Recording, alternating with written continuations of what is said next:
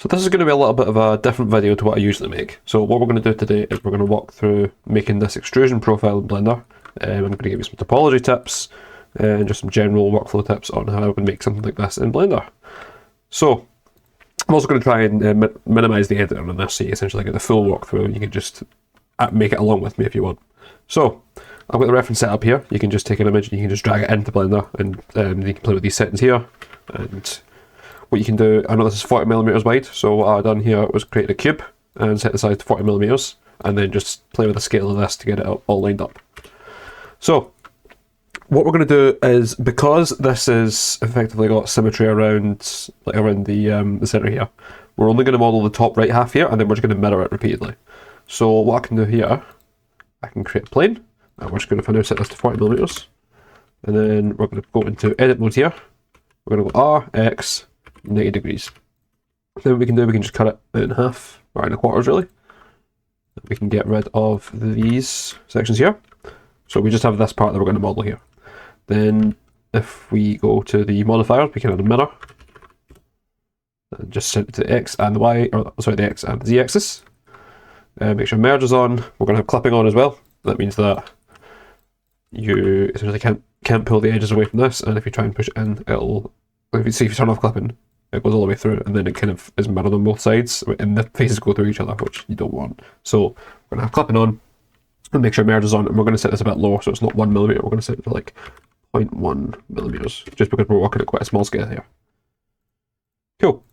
So let's have a think about this. I think what we're going to try and go with here is to separate the topology so that we have the middle section here, which is quite complicated, and then we have this here, which we're going to try and keep this as clean as possible, and then we can even start mirroring around here. So what we're going to do first, I think we're actually going to get rid of this quickly, so it's just the outside edge, and we're going to make the internal circle here. So we're going to go to add, we're going to circle. I've already set the dimensions, but essentially because the diameter is here 6.8mm, you can just type 6.8mm or 6.9. Oh, sorry, come on, 6.8mm, and you see that's there. So you just, because that's the radius we've inputted, we just divide it by 2, and then you can rotate it on the x-axis as well. Right, I need to turn off clipping for this just because it's not going to rotate. There we go. 90. Turn back on, and then we get rid of the parts that are going to be mirrored, so we can get rid of this and these, so it now merges like that. So let's have a look at this. I think what I'm actually going to do, I'm going to remake that. We're going to increase the amount of vertices, so let's make it, I can actually rotate the axis here, we can bring it 90 there. And then let's increase these, let's do 48 maybe, let's see how that looks. Yeah, there. So I was looking for trying to get this lined up with this line here. And then we can delete these vertices again.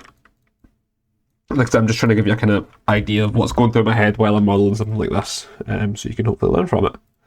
Then we can select all these, and for now we're going to go 3D cursor, and we're going to scale it along here. Right. Cool, that's about there. And then we can do the same. This actually, what we're going to do, add some edge loops to there, scale this out a little bit, and then scale these to about here. And I think I might add some more there, just to get that general sort of circular shape. Again, this is going to be so small, it does not need to be perfect at all. And you can sort of use, you can flick between using 3D cursor and the bounding box center and all these other options to kind of scale based on the different reference points. So if you do 3D cursor, it'll scale from the center here. And then if you do bounding box center, it'll scale from the midpoint between these two, so you can scale it outwards with this, and then sort of along this axis here, like that. So I think for now that's not bad. I might pull these in. You can also, if you press G again, you can edge slide these. And then scale this on 3D cursor as well. I might scale this down as well a little bit. Maybe bring it out a bit and then bring it in, just to make this a little bit more circular. Cool, okay, so that's the sort of the center profile done. So what we're going to do now, I'm going to take this, I'm going to extrude it, and because we've got that clipping set up, it's going to extrude directly along the x-axis, and we're not going to be able to pull it up like that accidentally. So because we've got clipping on, whenever you're trying to pull something away from the x-axis or from one of the axes of the mirror axis, you need to turn clipping off, because if we try to extrude here and try and pull up, it's not going to let us. So we need to do that and pull up to about there, and then turn clipping back on. There we go. It does seem like a bit annoying. It does seem it's a bit annoying to have to use clipping like that, but it is an absolute lifesaver especially when you're trying to maintain good topology, because a lot of the times you will have, turn off here, you'll have things slightly off, and then you'll have faces that are clipping into each other, and it's just an absolute mess. So this will save you a lot of time. So what I'm going to do is I'm going to model sort of this profile out here, or the kind of this curve here, and then we're just going to mirror again, essentially mirror along this 45-degree axis here to the other side. So we only have to model it once, so we're not just copying things. So we're trying to get a 45-degree angle here. So what I'm going to do is I'm going to take it up to the midpoint here, and for now I'm just going to put it generally in this direction. But you see, because it's 45 degrees, the x and z axis, it should move along the same distance, so you can just copy it from one into the other, and that's a perfect 45-degree angle. Then you can just hit G, paste it into there, and then you can just move along the x-axis. And now for this one, I think I'm going to show you another thing. You can essentially just bevel it, so you can just align it up with this, align this down, and just treat it as if the bevels aren't there for now. Most of the axes are out. And then what you can do, select these both, press Control B. Sorry, Control Shift B actually. When it's inverted, when it's just vertices, you need to Control Shift B, and then that gives you a sort of edge bevel here. And you can scroll up and down to increase the number of vertices, but we're just looking for a 45-degree angle, so we're just going to have one for now. And I'm going to left click to confirm that, and we're just going to keep going around here. Again, this is Blender. This isn't a CAD program. You don't need to worry about the tolerances or making it absolutely perfect. This is just for kind of visualization. Is the whole point why we're doing this. So you can see we've already got this edge here, right? And we want this to line up. Now you can fanny about with doing all of this and laying it up and getting it paperwork, but that takes ages. So what we're going to do, because we've got both the edges here, we're going to go up to the top here, and in this wee thing you can see where there's the two boxes with the kind of the path between them. Click that, go into options, and then hit split edges and faces. And now because we're working at a small scale, you want to turn this down again to maybe 0.1 millimeters, so about there. And then what happens, I've got this all right, yep. When you drag this across, it cuts it. It adds another vertex in the join between those sections. And then we can just get rid of this other vertex, and there we go, we've got this part of the profile. So now what we're going to do, we're going to do Control Shift B, just a bit here, and then because this is more curved, we're going to take this up to maybe 6 vertices in the center here, and that looks a bit good. So now we're going to mirror this across, get rid of this. Anything that's not on the kind of 45-degree axis that's like here, right? We are going to kind of get rid of that, just so that essentially we have this edge here. We're actually going to get rid of these as well for now. Now you notice in my workflow I kind of add and then delete a lot of things. It's mainly just because the tools in Blender work a lot better when you're using the full thing. So say you're making a full circle, it's a lot easier to make a full circle than to make a 45-degree section of a circle. So you can just make the full circle and then delete the bits you don't need and then repaste everything in afterwards. So because this is on a 45-degree axis, what I'm going to do, we are going to, if you use the numpad, you can change the orthographic views, and then some of the options is 8. So if you hit 1 to go along the y-axis face, so kind of the front face, and then hit 3 to go at the side, and then if you hit 8 enough times, this is at a 45-degree angle now. You can see because that vertex is here. So what we're going to do, we're going to turn off, make sure clipping's off for now. We're going to press Shift D, we're going to right click, and then we're going to go to 3D cursor, and we're going to rotate this 180 degrees. And then we're going to hit 1 again to go back to it, and you can see everything's set up there, right? Cool. But now the thing is, we've recreated these. Usually we would have essentially duplicated this vertex, but because we've got this merge on, the auto merge vertices option, the vertices that were on the exact same spot have already merged. So we don't need to. Usually, what you would have to do, say you had like 2 vertices in the same spot like this. So we've got 2 vertices here, and it's a bit awkward to connect them both. What you want to do, select everything, right click. We've got to make sure you're in vertex select mode. Right click, merge vertices by distance, and then set this to like again like 0.1 millimeters, or probably actually lower, so about 0.01 millimeters, and that'll make sure any vertices that are on the exact same spot get reconnected or become the same vertex they merge. Cool. So the profile's already starting to take shape. We're going to delete this for now because I want to focus. Actually, we're not. So what we're going to do, we are going to create this section here first. So we're going to add an edge cut here, and another one here, and we're going to double tap G, slide this along until it's about lined up on both of these axes. Do that again, just up to about there. Again, see, this is the thing that you start to get in a lot of engineering drawings. They are not perfect. Even with CAD, they are slightly off all the time. So this is one of the good things about Blender. You don't have to worry about the perfect, like getting the perfect tolerance or anything like that. You can just essentially freehand it a lot of the time. So what we're going to do now, we are going to extrude this up on the z-axis, extrude this up or along on the x-axis. Sorry, not rotate, not down. There, right, E, X, there we go. And then we're going to do the same thing as we've done before. Extrude, X-axis, extrude, Z-axis, and you can see because we put auto merge on, it's made these cuts. So we can get rid of the extra vertices there. And there we go. That is, we're starting to get close to the base shape of our profile now. So just while I'm working on this, if you're an engineer like me and you're interested in this sort of thing and my videos are helping you, one of the ways you could support the channel obviously would be subscribing, but I don't want to keep asking people to like or subscribe or anything like that. I do have the Blender for Engineers course and community, which will be the top link in the description. One of the modules that I've just about finished is creating it's an aircraft modeling workflow from start to finish, where you take an aircraft type spec document and you create essentially a concept model from it. And I think, yeah, like I said, I think you'll really enjoy it if you like these kind of videos. So what we're going to do now, we're going to get rid of these. As you can see, I was kind of playing about with it while I was saying that. And you saw one of the things. See, because, I'll kind of show you this point. Because this is it's like a pole, so it's got three vertices connected to it. If you do that bevel, it doesn't really know which one to bevel on. So it kind of creates this face, or the set of faces in between, which we are not looking for right now. So what we're going to do is we're going to make sure that it's just on its own. It's just essentially a single loop. And there's no more other vertices. And then we're going to select all these. And like before, we are just going to Control Shift B and make sure it's 6 segments, because it's 6 segments on the corner up here as well. So we're going to line them up. I think it doesn't have to be perfect. There we go. Cool, right.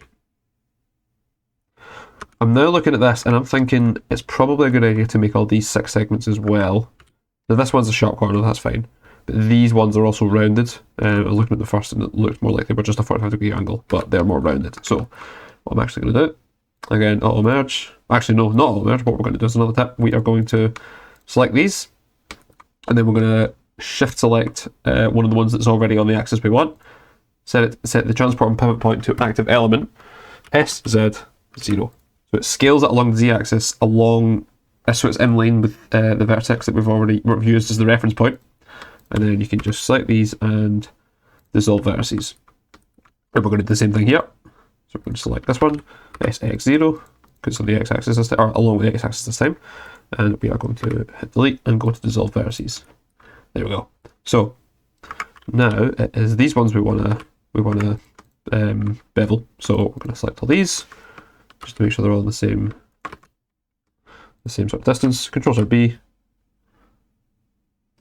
Make sure it's 6 segments. And there we go.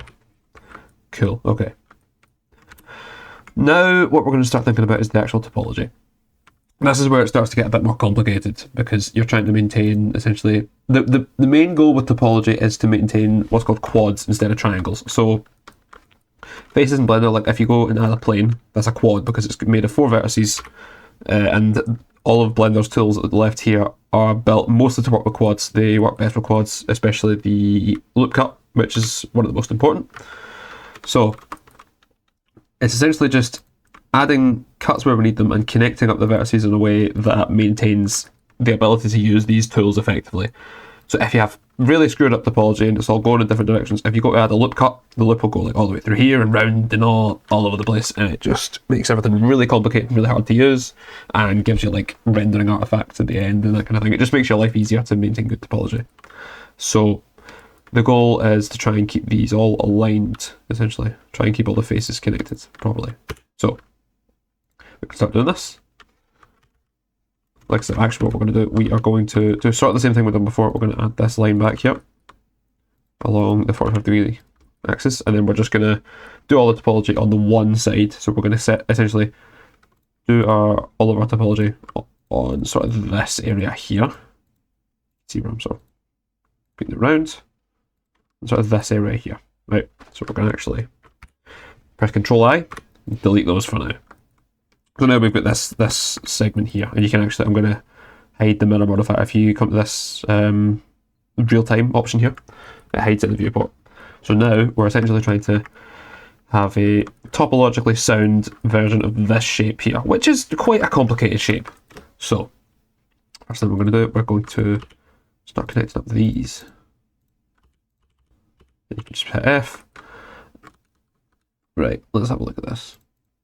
So I think what we need to worry about here, actually no, the first thing we're going to do, we're going to select everything here. We're going to hit F. We are going to go to face select. So it's now a massive face that you would call an n-gon, essentially. So it's like or a polygon, really. Basically, by n, it's kind of just any number n. It's any number more than 4, really. It's just what we call an n-gon in Blender, which means it's got more than 4 vertices connecting it. And this is really awkward to render and figure out what angle the faces are. You see, it just looks really weird, and the shading's all off. And if you shade flat, it's all screwed up because it's all one face. It doesn't know how to render it properly, and it will completely screw it. All your modifiers just stop working pretty much when you reach an n-gon. So what we're going to do, we are going to, the reason we're doing this is so that we can, one of the modifiers that does work is the, what's it called, inset faces. So if we select this, we hit I, you can see we've got, it insets the face here, right? And the reason we're doing that is so that we have these sort of edges around here. And this makes our life a lot easier. Around the cuts, like the holes and that kind of thing, and the edges here. But the points here are going to be mirrored. They're going to be directly connected to another face, so we don't really need it there. So what we're going to do for now is we're going to add these sort of extra faces here, and we're going to add them here as well. We're going to get rid of these faces so they don't really know where they go. What we're going to do, we're going to select everything, and we're going to hit I there. And we are going to make sure, once we left click, we're going to make sure the edge rail is selected. So that means you can see here, it kind of lines up with the edge just there. And that's probably about a good thing. That's good there. So we're going to get rid of those kind of helper faces that we had before. We're just going to select all them. We're going to get rid of them all. Just like that, because we don't need them anymore. And now you see we've got this sort of boundary kind of edge here along the edges of the model, and this means that when you extrude it, it's like when you do the actual extrusion like that, it's a lot easier for the modifiers to or rather you get less, like I said, what we call pulls. So when sometimes, let me try and show you this. When we create, say, a cube here and we start doing all of these complex topology stuff to it, right? Well, let's just say we have like here, right? This here is essentially what you call a pole. This is where you have more than 2 faces sort of connecting to this, or it's rather, a pole's a bit more like, where's the knife? Yeah, so it's a bit more like kind of that sort of thing, where you've got loads and loads of vertices connected, or loads and loads of little edges connecting to the one vertex. And when you start to use modifiers on it, like say subdivision surface, let's connect this up a bit. It looks fine in this sort of example, but let's say we have like another one here, and then we start using like bevel on it. Bevel tends to kind of break a little bit when you use, or at least look quite bad. If you start looking at, say, the topology here, you start to get a lot of n-gons, and it just looks really awkward and doesn't really know how to render it properly. And it starts to screw up a lot of your modifiers, and sometimes you get render artifacts and everything looks just really weird. So we're going to get rid of this again. So what we're doing is we're essentially creating this sort of smoothed out boundary around all the edges where that could happen. so that when you start to get these more complex end-on faces and all that, at least for the rendering engine, they're on a flat surface. So if you have them kind of close to corners or kind of on corners directly, that's when you start to get more of the rendering artifacts and a lot of the issues start to crop up. So if you move them, kind of push them off the corners by using this this boundary approach, it makes the rendering a lot easier, makes your life a lot easier in the future. So let's start thinking about this. I want to make a connection here, I think. So we're going to add one here. And you can see because of the way these faces are aligned, it's kind of going to be at a weird angle. So you can just make sure this is selected bounding box center, F set 0, and it just scales it relative to itself, so it flattens it out and there's the z-axis here. Same thing here. And then you can just hit G along the z-axis just to scale it along there. I think I'm also going to add one here because I want to have another line down the middle here, I think. Maybe. Actually, no, we're not going to do that. What we're going to do is we're going to add another thing here. I'm just going to scale this out to about there. So we're going to start hooking this up. That was there, that was there, that was there. So I think that's the kind of focus, that's the thing I want to focus on trying to keep the same here. Is having this sort of three faces making up each section here. And then we can start cutting things later if we need it, right? So, let's have a think about this. What we're going to do, I'm going to try this out. The next thing, in Blender, a lot of the things you can do, you can just try things. Like, you can undo things, there's Control Z, right? Also, speaking of which, if you go into Edit, Preferences, or not Object Modes, Preferences, and you go down to System, you can change the number of undo steps. I've got it to 128, I think it defaults to like 30 or something like that. But this means you can essentially just hold Control Z and it'll go all the way back. So if you've made if you want to just try something and it doesn't work out, you can just hold Control Z and it'll go all the way back for you. Right, okay. I think we're going to pull this in again here. Or, no, we're not. We're going to make another cut there. There we go.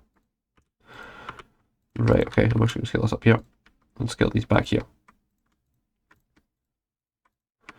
So now you can see with the way I've cut this, again, the kind of actual position of the lines is all screwed up a little bit. But it's all came together quite nicely. So if I was to make a loop cut here, it'll just go straight along instead of round in some weird way. And if I was to make a loop cut here and I wanted some extra geometry there. So let's say instead of making this 3, I wanted it 4 faces along each kind of section here. I could just make a cut here and a cut here. That's all I need to do, and it makes it so much easier. Instead of if you were to just connect them normally, it would, like by just selecting all the edges and hitting F, the loop cut stops when it hits an end on, and it kind of just gets confused and doesn't really know what to do. And just adds more vertices and just makes your life a lot harder. So, what we're going to do, we're going to do a sort of similar thing here. Scale this on the x-axis. I'm going to put that along there. And we're just going to hit F. If you just select an edge and hit F, it'll usually fill up to the kind of 3 faces around here. So it'll take 3 faces it can find and add another edge here between the last 2 and make it a face. So, in this we can just hit F because it goes all the way around, right? So this is quite a complicated little bit. So let's have a look at this. I think we're going to add a face here, or an edge here. Maybe another one to put there, right? What I want to do is I want to take this, because this is the 45-degree pointer here, and connect that to there, right? I'm just going to move this down then, just to make things a little easier to line up. Just connect these here, right? And I think I want to kind of have a line that separates across here, just to keep these 2 segments separated, so that we don't have lines going from like there to there and stuff. So we're going to have that there. That takes out quite a big chunk of the face and makes everything look a lot simpler. Right, let's have a think. I'm trying to think, if I was to say make an edit to this, or make some part extrude and some other part not, when I'm making this an actual 3D thing instead of a 2D face, how complicated, rather, I'm trying to make it as uncomplicated as I can for myself. I'm trying to make as much of the actual area of the shape simple, like topologically. So like this is very simple. You can just say, if I wanted to add more detail, I can just add a bunch of cuts here, right? And just they're all relatively square shapes, right? So I'm trying to confine all the complexity into smaller areas, and even when it's complex, it still has a kind of predictable tool path. So say if I was to extrude this, I'm going to show you this again. I was to extrude this, and I want to add a loop cut here, it would go all the way around, again the normal way, right? And then loop cuts like that are obviously go around the whole shape. But if I wanted to add a loop cut there, it makes sense where it would go. If I wanted to add a loop cut here, it makes sense that it just wraps around this instead of going up and then back down and round and all of that. So let's go back. So let's think. So if I was to make a cut, let's say here, I want it to go that way, and probably the same with this. So I'm going to make another cut here, and I'm just going to extrude these two in here. And then like if I connect that up there, if I make a cut here, it goes kind of round to that section there. And I think that's all right. I think that's quite good. So that's that kind of bottom section done. And then for this, I'm thinking if I was to make a cut along here, I'd want it to go sort of down the back and round and then back to itself through the middle. So we're going to make a connection here and another connection there. And that means we're going to have to make a cut along here. And then you can just Shift V or just double tap G to slide it along the axis or the edge here. Maybe hook up these. Sometimes when you get a pole like this, if you hit F, it doesn't really know which way to go. It could go that way, but it thinks it can go that way. So you just shift select the edges you want to actually connect. And if you select 3 edges, it will just connect them into a face. So because of this, I'm actually going to add another cut here. And just hook them up. And there we go. So one of the important things is to try and maintain, if I want, say, this and this to be connected, and this to be connected, and then this and this, or not this and this, sorry. Or rather, if I want this and this to be connected, I don't want to have, like, say if I done some other thing where I had, like, the face would go round here and then there and round to the other way, you get these really weird edge loops where they go right over and round and back down and up and all that. So I'm trying to make the edge loops as simple as possible, so that if the reason you want this kind of good topology is if you need to add extra detail by, say, cutting an edge loop, it doesn't go up here and then round and round. And you want to try and make it so that if you want to add an edge loop at one place here, in one part of your model, it only really affects its own local area instead of affecting the rest of the model. So that's what I mean about confining the complexity. You're trying to keep it all in the one place and try and keep as simple shapes as you can. Like, I'll show you what it's sort of, see if I was talking, when I'm talking about confining the complexity, because we have this boundary loop round here, if I want to add an edge loop right now, it follows the path of the actual boundary loop that we created earlier, right? And it goes all the way around the model. If I was to say, if I needed extra faces somewhere, like if it was something that didn't line up, and instead say, let's do an example here. If I had a face like that, and I wanted to connect it for some reason, like that, and then like that or whatever, and I want to get rid of a face here, if I go to add some extra detail to this boundary loop here, it now goes all the way around back there, right? And I'll show you how bad that is when I extrude it.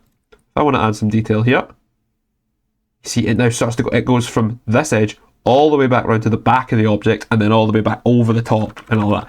And that's quite a simple example. That's quite a not too bad example. When you get models that are a lot more complicated, it can really screw up. It can loop back on itself and make these crosses and cut through it, and you really, really want to avoid that.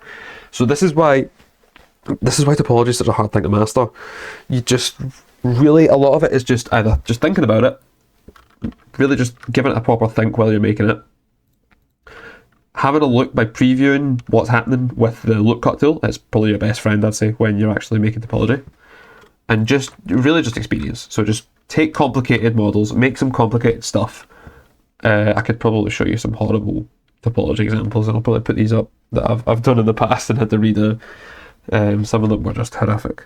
So yeah, I've learned by a lot of trial and error. So try and avoid that. So we're going to get back to it. I'm going to stop yapping. We're going to make another thing here. I think it would be quite good to have this just kind of look around here, and it can look back on itself. Fine. Up there. Then we are going to maybe have that there, or rather.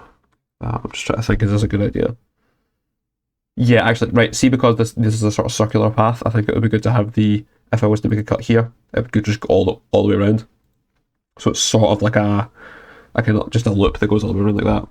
And then how many faces do we need? Right, so we're going to hook up, I think, these two. And then we have 1, 2, 3, 4 faces. So we're going to cut this into 4 faces. Just like that. There we go. Right, okay, so we're nearly done at this point. So we're going to use the previous trick, set it to 3D cursor, hit 3 in the numpad, and then 8 a few times to make sure we're 45 degrees. Shift D, make sure clipping's off. We're going to rotate this to 180 degrees. And right. Now, you might be looking at this and thinking, why can I see one of the faces and I can only see the other face from the other side? Now the reason for that is because of our normals. So normals, if you've been in engineering or done any engineering math classes, you may know as you get a sort of normal vector when you're doing like, I guess, well, topology in maths or sort of integrals. It's quite important in like surface integrals.